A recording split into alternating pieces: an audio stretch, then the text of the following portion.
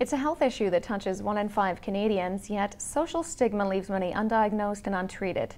On today's To Your Health, Hansen has more on an Olympian who's encouraging everyone to talk about mental illness. And now, To Your Health, brought to you by 3rd Avenue Pharmacy and Heart Drugs. She's skated and ridden her bike for kilometers and has even won 6 Olympic medals in 2 different sports. Clara Hughes is a Canadian sporting legend, and now she's putting her energy into a new passion, spreading the word about mental illness, a topic that hits close to home. I went through depression as a young athlete, but it's also a family connection. My sister struggles over 20 years now with bipolar disorder and severe depression, and my father struggled with addiction most of his life.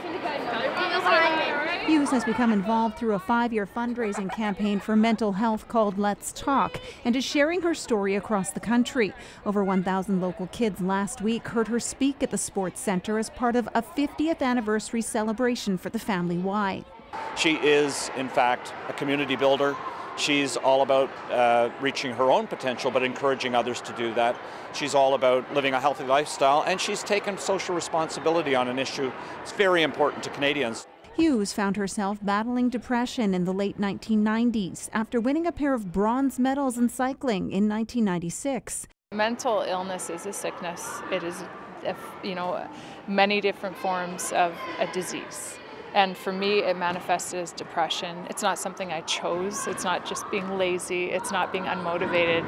It was clinical. It was chemical. And I really hope to educate people on what mental illness really is. And so we can stop judging each other and realize that struggle is part of being human. And somebody can be very sick and come back. So my motivation is to always try. And come back she did. Hughes went on to win 4 more Olympic medals in speed skating.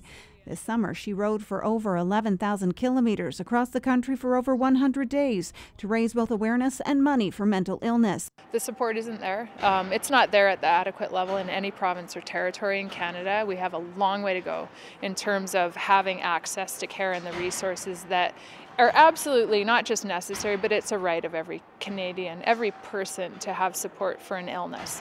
Our healthcare system doesn't support mental health adequately, and that's something that needs to change. And I really encourage people to speak out, and the more people that speak, the louder the roar, and then eventually the politicians will have to listen and do the right thing and shift healthcare dollars.